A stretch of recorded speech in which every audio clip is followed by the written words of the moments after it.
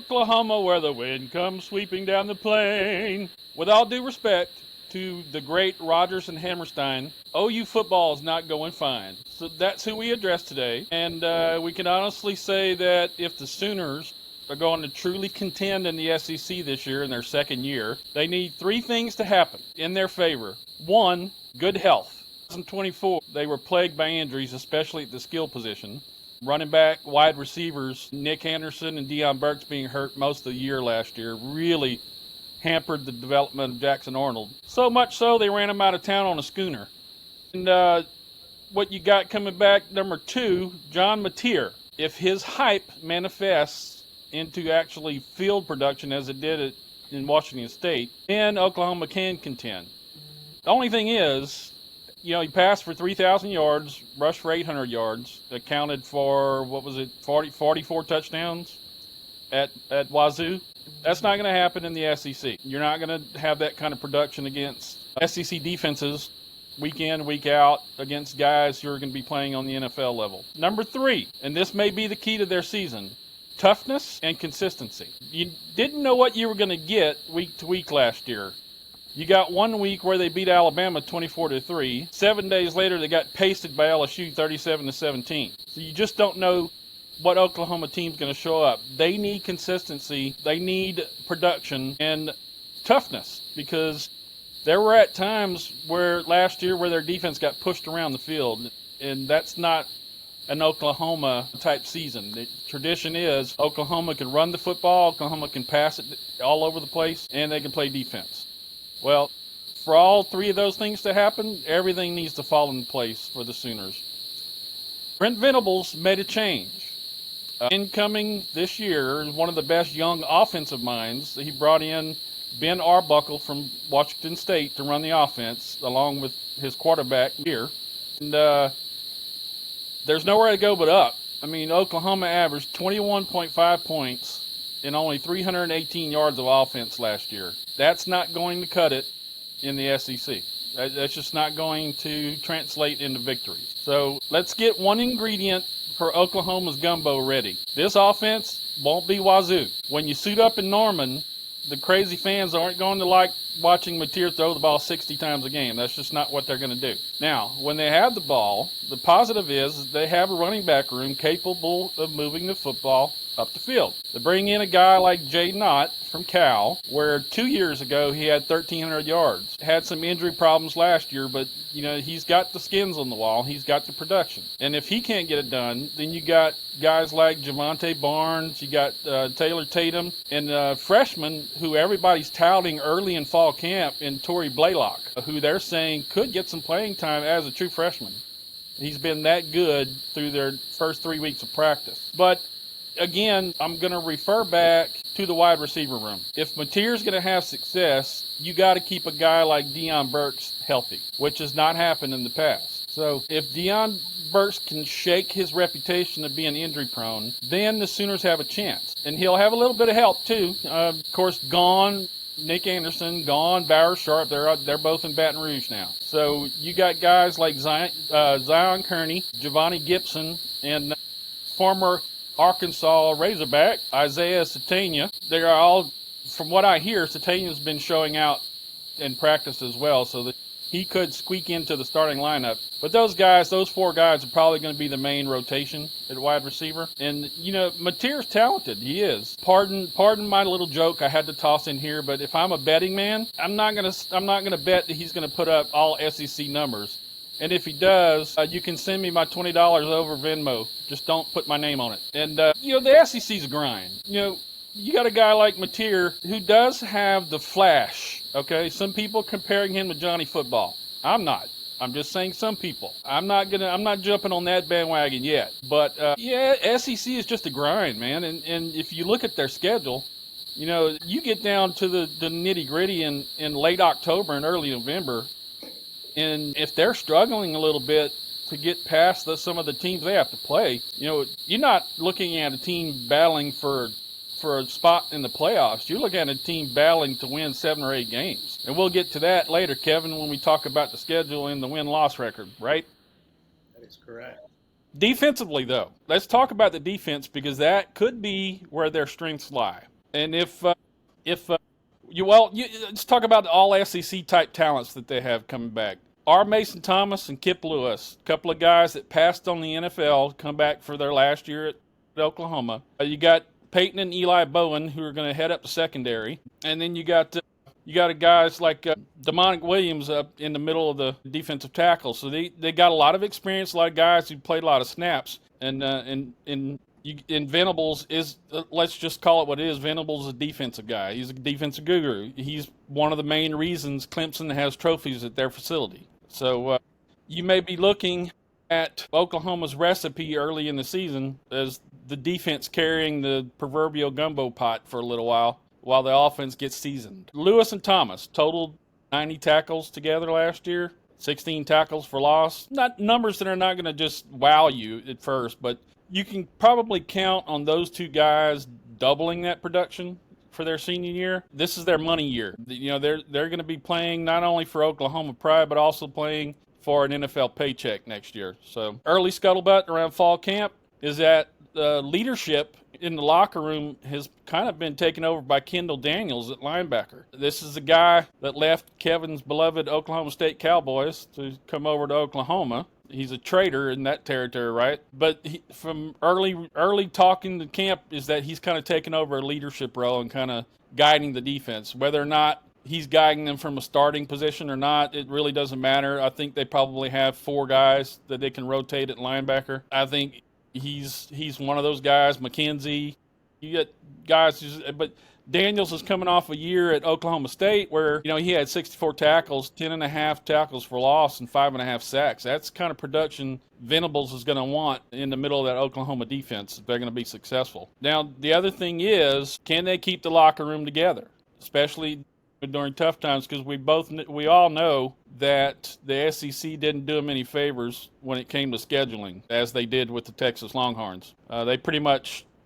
stuck it to Oklahoma when it came to scheduling. So you look at what they got, and then, yeah, okay, early season. They get off to a 5-0 start. Let's say they got Illinois State, Michigan at home. Their only road game in the first 5 games is at Temple. Yeah, okay. Just count that as a W2. Michigan at Temple, home against Auburn, home against Kent State. I think they win all 5 of those. So you look at a 5-0 start. People in Oklahoma are going to start thinking, hey, this is Oklahoma. This is OU. We're the Sooners. If they do get off to a 5-0 start, considering they're already a top 20 team, you're looking at being in the top 10 when they start the meat of their SEC schedule. That's the good news. The bad news is when they start in the meat of their SEC schedule, they have to play Texas in Dallas. Got blown out by 30 points against Texas last year. I don't see much difference this year, so I'm counting that as an L for Oklahoma. At South Carolina. Again, South Carolina game in Norman last year was a total disaster for the Sooners. South Carolina beat them by 4 touchdowns. I'm counting the game at South Carolina as another L. Then you got a stretch where they play Ole Miss at home, at Tennessee, at Alabama, and then they finish up with Mizzou at home and LSU at home. So I'm counting Ole Miss as a win. I'm going out on the line here and saying that Oklahoma's going to win at Tennessee, and then they're going to beat Mizzou. I think their losses, 2 out of the last 3, are going to be at Alabama and at home against LSU. So total that up, Kevin, and the calculator says 8-4 for the Sooners in 2025,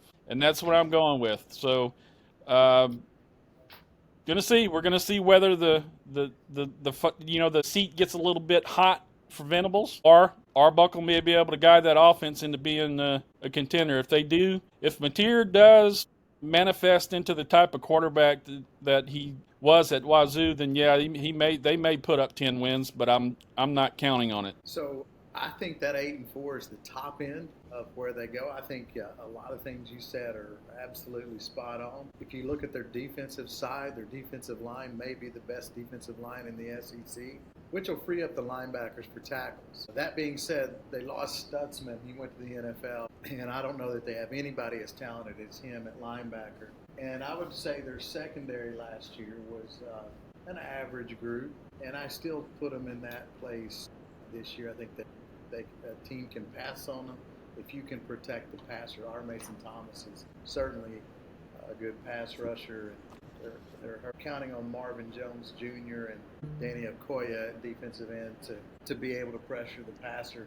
But if teams can get protection, and like you referenced Texas, I believe they will. And I think LSU will be able to protect well enough to throw downfield. They were last year. Then I think you can score enough to beat Oklahoma. Mateer gets all the publicity, and he's very talented, but he's not a big guy. And to me, the one thing that killed Oklahoma last year was their offensive line. And while they've got a couple of transfer guys, I still see that as their weakness this year. And, you're counting on a guy that's 5'11", 6 foot, not real big, to be able to take a lot of hits. In the SEC, I just think that's a recipe for disaster. So I agree with you on the losses, but I also think he probably gets banged up and misses a game or two somewhere in that stretch of the schedule because it is rough. And they'll probably drop another game because there's a huge drop-off when you talk from him to Michael Hawkins. And then you reference the hot seat for Venables, and I liken that to like the times over the years we've seen that Sooner Schooner take the field and just flop over that little bitty wagon thing that they try to say as, I don't know, You would think a school like Oklahoma would have a big, huge wagon that wouldn't have any problem rolling out on a field, but that, traditionally that thing's a flop. And I think that's the way this season ends. And I think Venables, they end up 7-5, and I think Venables is definitely facing the hot seat. Their Joe Constiglione, their athletic director, he's already retiring. And I think that's another sign to where they're at with things. He's done a good job there, but this hire was one that he would look back on and, probably face some criticism. And I think that's where their fan base and their alumni is getting prepared if this year is not a good one for the next athletic director to come in and maybe make that hire to follow Venables. So I think they're talented. I think they're better than last year. I still think they have some holes, though. And again, watching that offensive line in Baton Rouge, they didn't have the size of an SEC line. Now, I know they've got some transfers and a freshman left tackle. That'll help them. But you don't need a freshman to start at left tackle. And I don't care how good he is to be your success and to save your season. That's where I think their struggles are going to be. They're talented. They're better. They still have holes. So if you're calling 7-5, does he fill the hot seat or does he survive the season at all? Or are they looking for a new coach in December? I think if he's 7-5, I think they're looking for a new coach. If you want my opinion, it's a lot of money on his buyout. I think it's over $30 million.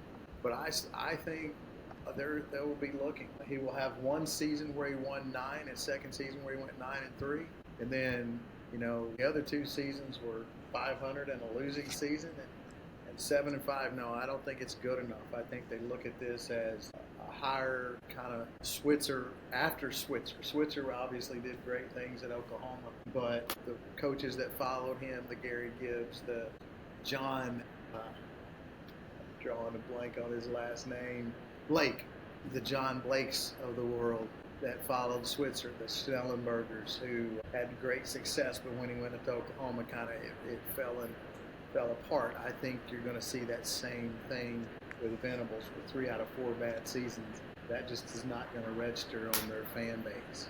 And he took a lot of heat on the radio, the local radios last year, and I think, and that is, when I say that, that's got local Oklahoma players, former players on there like Dean Blevins and those guys that were really not happy with where the program was at last year. I think 7-5, and they're looking for a new coach. I would agree with you, especially if they start 5-0 and then falter to a 7-5 record. That means they're 2-5 in their last 7 games. That'll get a coach fired in Oklahoma. That's not good enough. Nope, it's not. All right, let's talk SEC quarterbacks today. So I have the SEC quarterbacks broken up into 4 categories. I've got 3 guys that are elite. I've got 5 guys that are good. I've got 4 guys that have some stuff to prove this year. And then I have 4 guys who are going to be at the bottom of the league. So I'll start with number 1. I've got Garrett Nussmeier. He's the best quarterback in the SEC. He's going to be a Heisman candidate. At number 2, Lenoris Sellers at South Carolina. His dual threat ability is unmatched. 3 is Arch Manning. He's got a great team around him at Texas, and he's a Manning. So now we get to that second tier that's going to be good. I have DJ Lagway at 4. I do have an asterisk by him. This is me saying he's going to play all year with him carrying the 4th ranking. 5, Marcel Reed. 6, John Mateer. 7, Jackson Arnold. 8, Diego Pavia. Now the next 4 are guys who still have something to prove. 9, Talon Green. 10, Gunnar Stockton. 11, Ty Simpson. 12, Austin Simmons. And then now we get to the bottom of the barrel. Coming in at 13 is Blake Shapen. 14, Zach Calzada. 15, Joey Aguilar. And 16 is the duo of Bo Prabula and Sam Horn at Missouri. What do you guys think about the quarterbacks this year? I'll go next. I've got quite a few differences from yours, Dmac. I got obviously Nussmeier at number 1 because, like you, I believe he's a Heisman contender, and I believe he's the most seasoned quarterback coming back. After throwing for 4,000 yards, it's just you got to put him at number 1 no matter what.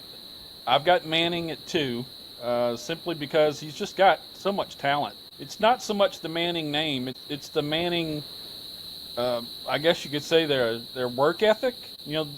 That's something that Archie has instilled in all of his family. Is that they're not only going to work at their craft, but they're going to study it. Peyton was known as a guy who spent hours in the film room, and from what I hear, Arch is the same way. So I think he's going to have a successful year. I got Sellers number 3, and I will say this as a caveat. I think Sellers is the most talented quarterback in the SEC. Talent doesn't always translate into being an elite quarterback, but in his case, I think if he can stay healthy behind a suspect offensive line, I think he's a guy who'd be in that elite tier. I've got Mateer a little bit higher only because he's got the production on the field. Granted, as we said earlier in our Oklahoma preview, is that was done in Washington State and not against an SEC schedule, but I got Pavia at number 5 only because I just like the guy's just got moxie. He's just a tough guy. I watched him when he was in Conference USA, and he played the same way. No matter who he's playing, whether he's playing against Texas El Paso or whether he's playing against Alabama, he's going to play the same way. So I'm a little bit higher on Tylen Green than you are. I got Green at 6.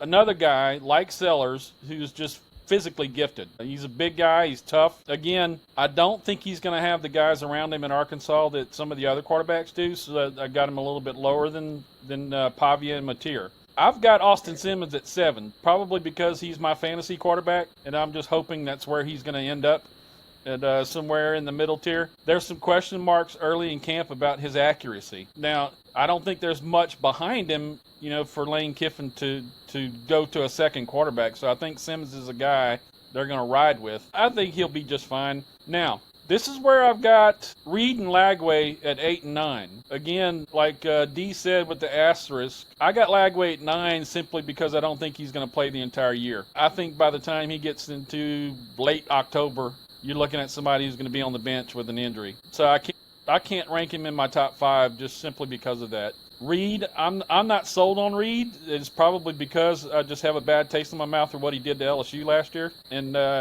so you can say that's the LSU drop. I dropped him 3 spots just because he did what he did. I got Simpson at number 10. I'm not buying into all this Alabama offense hype early, that's coming out of their camp, because we hear that every year at every Alabama quarterback. He's the next best thing. He's the next Heisman Trophy winner. Whatever. I don't care who he's related to. He's number 10 in my book. I got Gunnar Stockton, number 11.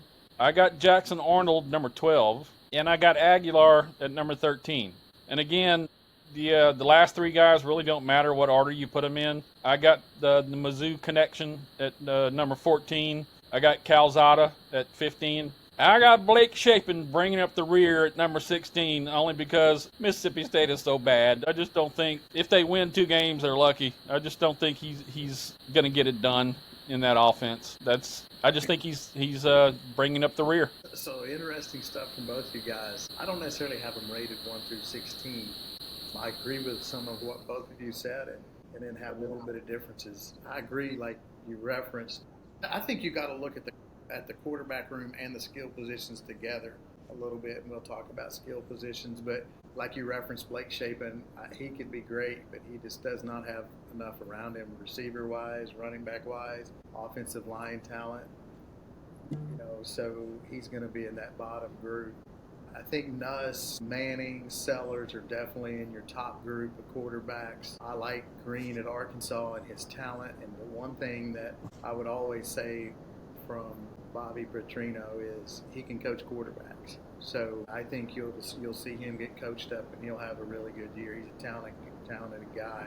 So I put him kind of in that right after that top group. And the only reason he's not in that top group is, again, the talent around him, the receiver room.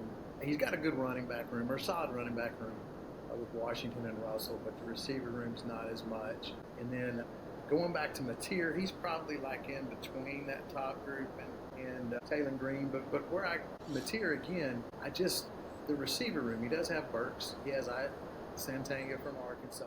But to me, those guys are not your elite guys at wide receiver. They're solid guys. They're good guys. Burks might play in the NFL, but I just don't see him as a day 1 or day 2 pick in the NFL. So, and then again, that offensive line. So I think I put Mateer and Reed, Taylor Green kind of all in a group together. I would put Lagway in that top group, provided he doesn't get hurt. But Brian, you got a bold prediction there, and you're probably right. He got hurt last year when he didn't practice in the spring because they were wanting to rest his shoulder. He's already set out a couple of weekends in Florida's practices. So there's a certain amount there that makes you believe that he's going to have a hard time, playing all 12 games. So, he probably deserves to be in that group with Reed, Mateer, Taylor Green, and that group that's just not right at the top. That being said, Florida does have a lot of skill position guys. And the ones that I like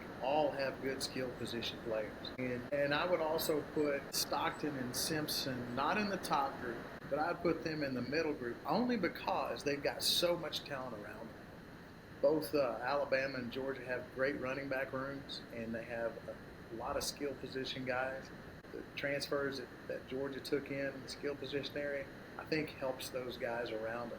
So they don't have to be great. They just got to be good in that aspect. Do question, though, Simpson, can he complete 60% of his passes? Because he's never done that in his time in Alabama.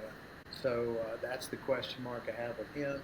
Jackson Arnold, man, who knows? Guy's talented, was a 5-star, but who really knows? He struggled last year, played in the bowl game his freshman year, that he ended up redshirting, and had moments against Arizona in the game that they lost that he looked good, but then he couldn't get it done in the end. Actually, I think that was Florida State that they lost to that year in the bowl game. But anyhow, to me, Arnold's a question mark.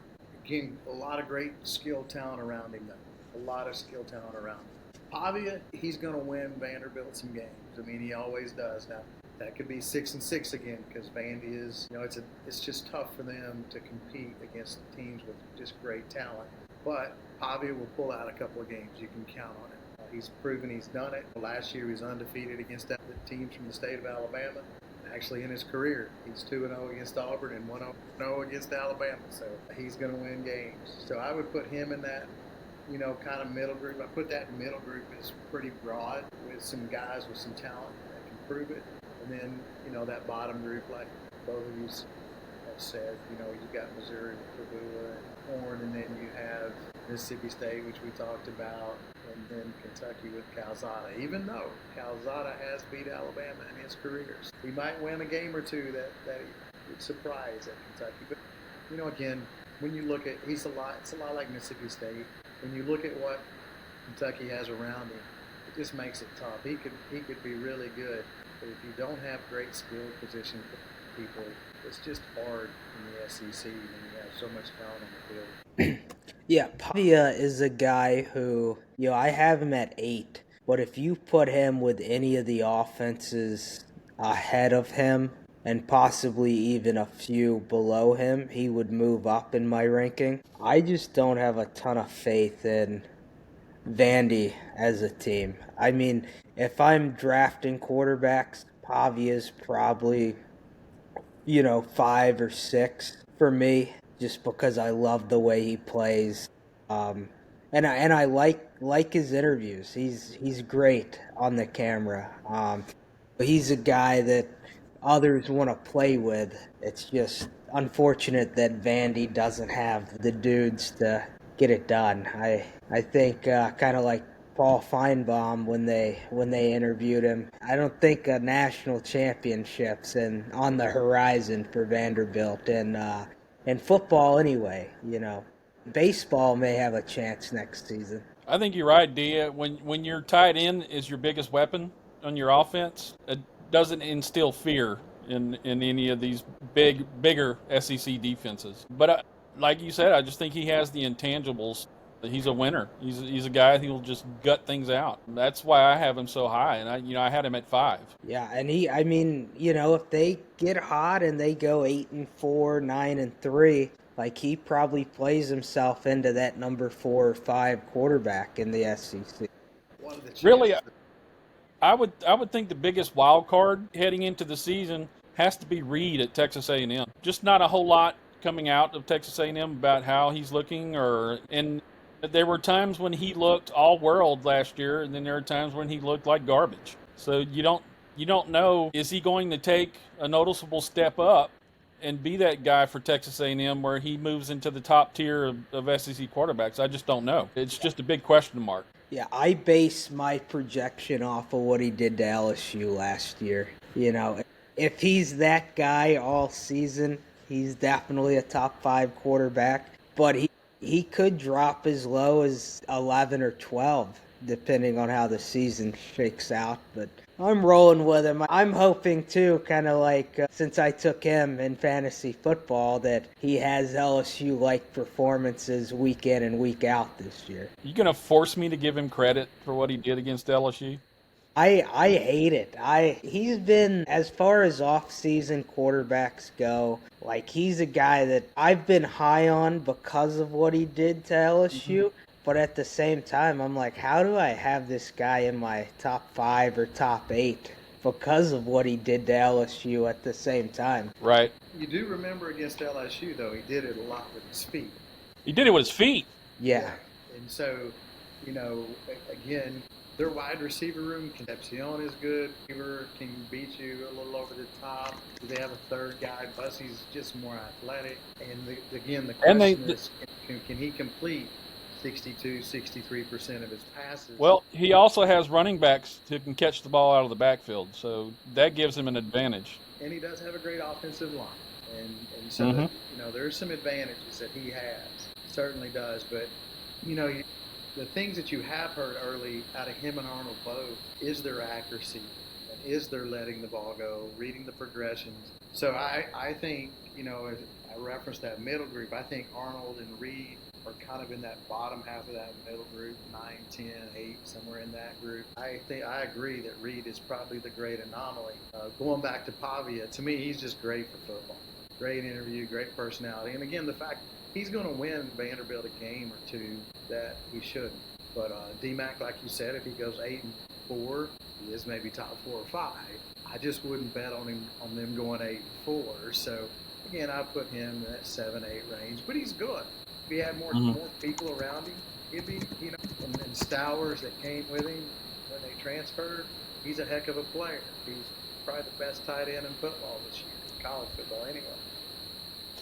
He's going to need Sherrill to step up big time at wide receiver. Yep, and a little bit of a running game to help. Yep. Going back to A&M, that's the things that potentially could really help Reed. Is their offensive line's probably the best in the league, and they have, Owens, they have Moss at running back. Those guys can play, and so, you have in the RPO that they're going to run in that offense.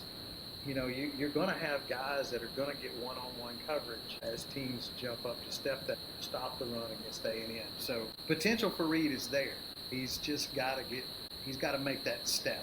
He is someone that Kirk Herbstreit loves. He loved to talk about him last year. I think his son maybe played with him in high school, so there's that. One more guy I want to point out is Austin Simmons at Ole Miss. We've got him kind of ranked in vastly different places, the three of us. But the reason I got him at 7 and got him a little bit higher than you guys is the Lane Kiffin factor. I believe out of all the guys that have the big question marks going in, and he's kind of in that same mold as Green and in the same mold as Sellers and Lagway and Reed. You know, he can get it done with his feet and he can get it done with his arm. Will he be that quarterback that Lane likes to get the to get the up-tempo offense moving down the field? He has had some trouble with accuracy, especially early in scrimmages. But Kiffin said that he rights himself and gets right back in there and well, I'll give you an example. The first scrimmage they had, he threw 2 pick sixes early in the scrimmage, and then rallied to come back and throw for a couple of touchdown passes. He's a smart kid. Supposedly, he's got a degree at 19 years old. He's already got his degree. So he's a kid that's smart. He's a kid that I think Lane will be able to mold. So that's why I got him at 7, strictly because of the Lane Kiffin factor. Kiffin can coach quarterbacks. He certainly can. You got to put, Kiffin, Sark, and Petrino are in that group that I don't care who the quarterback is, they're going to grow and they're going to play. I just see Simmons, 2 things where I see him in the bottom middle for me. Again, that 9 to 11 range is where I would put him. Again, their offensive line, I think, has a lot of holes this year, so that's going to put a lot of pressure on him. It's his first year in the league. You're going to play some tough defenses and with a tough, challenging offensive line, and then defenses are going to prepare for him.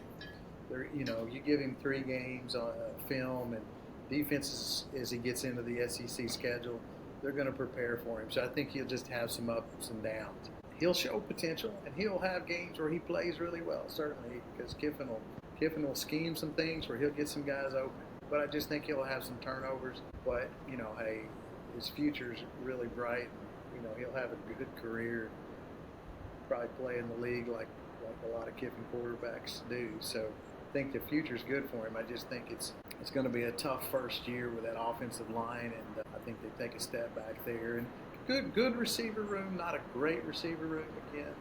So I just think that's kind of where he is. Dmac, what do you think? Yeah, he's a guy that I have circled more so for next year, really moving up the rankings. You're going to lose a couple CC quarterbacks that are pretty talented. Nussmeier's likely gone. Arch Manning's likely gone. Lenore Sellers he's a redshirt sophomore, so there's a chance he's gone. So, yeah, I think Austin Simmons, when we're talking about him next season, he could be a guy who's in the top 3 next year, but I have some of the same concerns with the offensive line, kind of the lack of experience right now. But if there is, a head coach who can mold him, like you said, Brian, it's Lane Kiffin when it comes to the quarterback room in the SEC. He and Sark are probably my 2 favorites for developing quarterbacks in the league. And I think Kiffin is going to design the offense around Simmons. If he indeed is the guy they're riding with, I think that's what he's going to do. I don't think they're going to throw it as much downfield as they did with Jackson Dart. I think they're going to keep it a little bit simpler and throw a little bit more. Work in the screen game a little bit more. I think as Kiffin is likely to do with quarterbacks who are a little bit younger and a little bit more inexperienced, like Simmons is. We'll see. We'll see how he develops. I think by November we'll be able to tell whether or not he's that guy or if they'll be looking for somebody else. We need to circle back mid-season, maybe end of October, and see how the quarterback rankings are looking. Absolutely. Keep your list. We do, because I think we all feel confident in that top 3 or 4. Mm-hmm. And then I think we all have like another group of 5 or 6 that from 5 to 10, you can just throw it out, and where they end up, we don't really know. And then, of course, you've got the bottom 3. We all feel pretty confident. Yeah, I think we're all confident with the bottom. Top 3 or 4, bottom 3 or 4, and then that middle group is going to be interesting. Absolutely. Yeah. Outstanding stuff, guys. Okay, let's talk skill position groups. for the teams in the SEC this year. So I really liken this group kind of as potentially your top group, again, your middle group, and your bottom half. And you can almost liken it to the teams that are going to be at the top of the league and the teams that are going to be at the bottom of the league.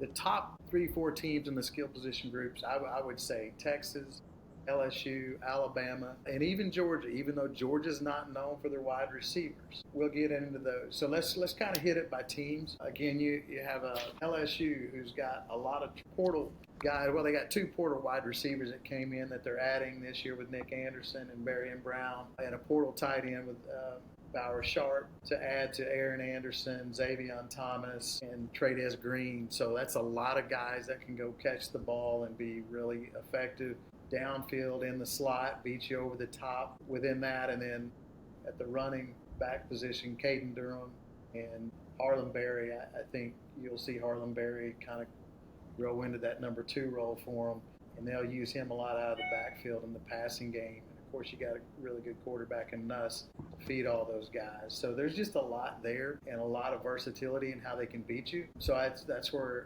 I like their room. Texas is, again, very similar. You got Ryan Wingo, who can beat you over the top. Kalik Lockett, who's a freshman who can beat you over the top. Then you got Parker Livingstone, who's a dependable guy that Manning seems to have a relationship with, and DeAndre Moore. And then the tight end transfer, Jack Andres, from that, and a really good running back room with Jeremy Wisner and C.J. Baxter. So I really like what Texas has from a skill position group too. Alabama, Ryan Wingo may be the best wide receiver in the conference. And then you have Jeremy Bernard, Isaiah Horton. And in the running back room, you have Daniel Hill, Jam Miller, Richard Young, Kadir, the freshman. So you got a lot of talent there from an Alabama perspective.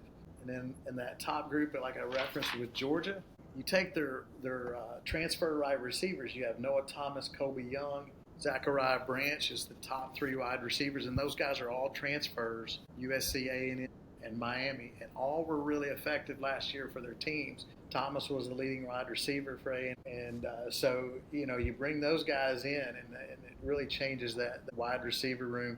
And the things you're hearing out of Georgia early is that those guys are really making a difference. And then you look at their running back room that's just so deep. Nate Frazier, Bo Walker, Chauncey Bowens, the Illinois transfer with Josh McCray. There's a lot to go there with a running back room. And then Cash Jones, who's third down back. So, to me, I don't think it's a coincidence that everybody looks at those 4 teams as the best teams, because not only do they have good defenses, good quarterbacks, well, you got Stockton and Simpson got to prove themselves, but good potential quarterbacks. But they also have great talent around them. I don't think it's a coincidence when you look at a skill room that can provide that, what they can for those teams. The next group on the skill positions that I really like, again, I would put Florida, Ole Miss in a group with Auburn. Very good talent to kind of go over a couple of those rooms. I'd start with Auburn and Cam Coleman. I referenced Wingo. If Wingo's not the best receiver in the SEC, Cam Coleman probably is. Certainly a really talented guy. Big guy, 6'4", 6'5", that can really run, can get up. Again, reminds me a lot of Julio Jones, and just the fact that physically he's just an incredible talent and he can flat out run. And then you have Eric Singleton, the Georgia Tech transfer, who can run 4.2, so he can definitely beat you over the top. Malcolm Simmons, Horatio Fields there at Auburn, and then a running back room with Alston, Cobbs, Durrell, and Mabson. Mabson's a freshman. So it's a running back room there by committee, so that's where I kind of put them a little bit down in that group. And then again, can Jackson Arnold step up and deliver to all this talent? If he can, that Auburn team could go, 9-3, 10-2, and make me look correct on my Auburn picks. If Arnold struggles, though, and we'll know early in that first game with Baylor, I will be proven sadly wrong on my predictions for Auburn for the year. Going to Florida, I really love what Florida has in their skill position people, because they have 2 running backs that I really like, and Jaden Ball and Ja'Cory Jackson.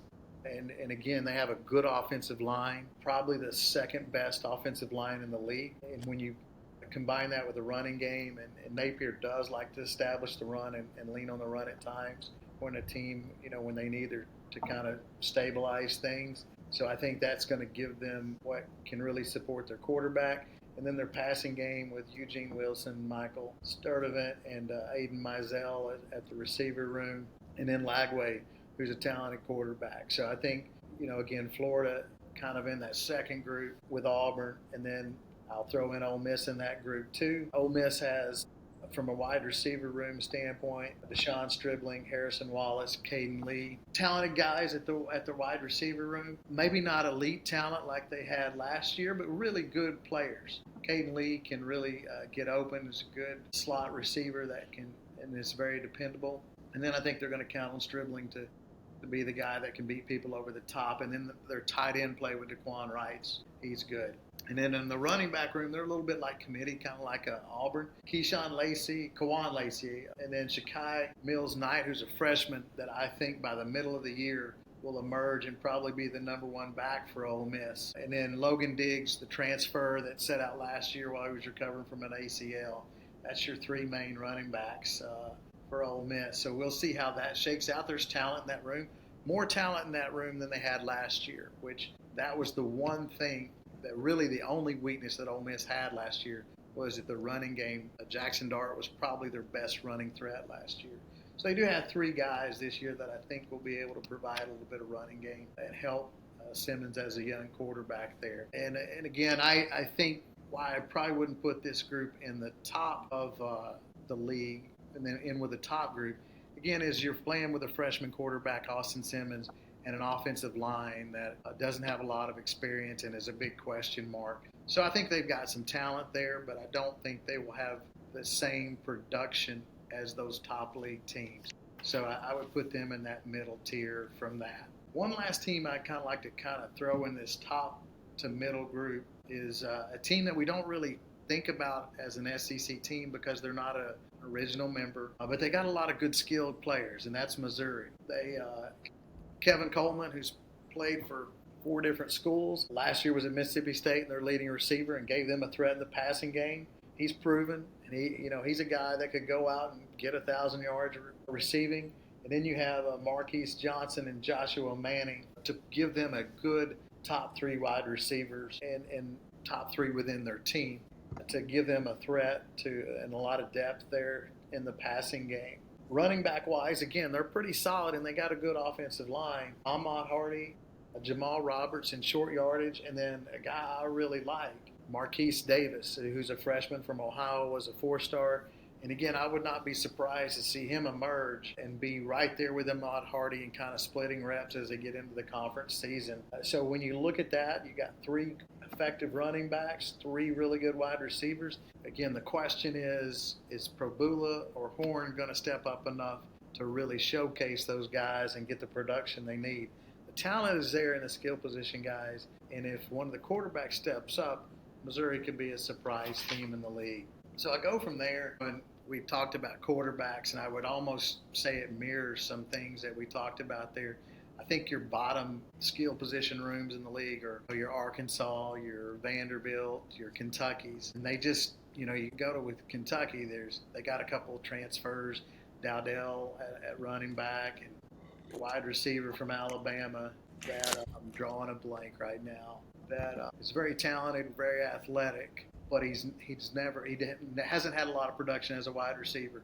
Alabama used him a lot as kind of a jet sweep guy and returning kickoffs and things like that. You remember his name, Dmac? I'm drawing. Yeah, that's Kendrick Law. Kendrick Law, that's him. And again, you're counting on him to possibly be your number 1. That's tough.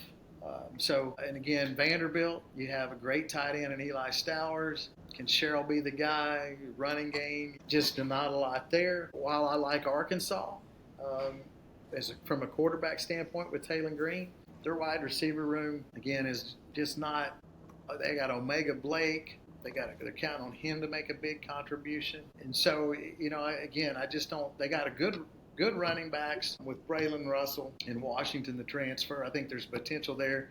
The wide receiver room is thin. So, again, I think you take Kentucky, Vandy, the Arkansas skill positions. I think that really puts those teams in a real bind. And then, again, I think you got some teams I wouldn't put in the middle group, but I think have some solid players in the group and then I would put Oklahoma in there with Deion Burks, Santanga, Jaden Ott. I think there's a lot of good players in that skill position group. I just don't see elite players in that group. So I wouldn't put them in the top or the middle because I think those teams all have some elite talent.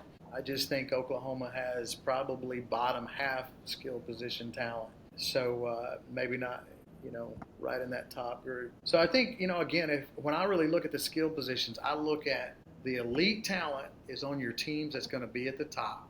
It is a line of scrimmage league, but your best teams also have guys that can make plays. We can face it. When you look at the SEC and the amount of defensive players they put in the NFL over the years, you better have elite players on offense to score. And I think that's what we have. And I think your teams that are going to struggle and bring up the bottom of the league, it's going to show in their skill position guys too. They just don't have the great skill position guys that can beat people one-on-one and get easy touchdowns and long plays that set up touchdowns. That's going to cause those teams to have dry spells during games and, again, ultimately lose games. Yeah, I agree. The one team that kind of sticks out to me from, I think we have their quarterback ranked a little higher than their skill positions is Arkansas. I think we all think Taylor Green's going to be, in that second tier of quarterbacks in the SEC. But I look at their wide receiver room, and it's comprised of 6 transfers and one guy who was on the team last year. Really, a lot of those transfers didn't really put up any stats. Courtney Crutchfield from Missouri didn't register a catch last year. Jalen Brown, who started at LSU and went to Florida State, had 8 catches for 75 yards. Omega Blake's probably their biggest bright spot at wide receiver, but they just really, and he's a group of 5 transfers, so, we've got to see how that translates. For as excited as I think a lot of people are about their quarterback, the wide receiver room kind of lets them down. To go into the portal and get 6 transfer wide receivers, and frankly, none of them have done much on the Power 4 level in their career is a little bit alarming there. One team I left out was A&M. And again, I would liken them a lot to what I consider that Oklahoma room. Good running backs with Moss and Owens and some young guys there. And again, a great offensive line. And I think you got to throw Reed as a skill position guy because he's going to run the ball some too. He's not, of course, all quarterbacks are skill position guys, but you got to count Reed's ability to run the ball there. So I think I look at A&M and I say that they're going to have some skill position guys that can really run the ball behind that offensive line. My question, though, is I think their wide receiver room is just not very deep. I think Concepcion at the top of the wide receiver room will certainly offer some explosiveness, and he'll get some touchdowns. And then Mario Craver, who was a freshman last year at Mississippi State and transferred, had 300 yards.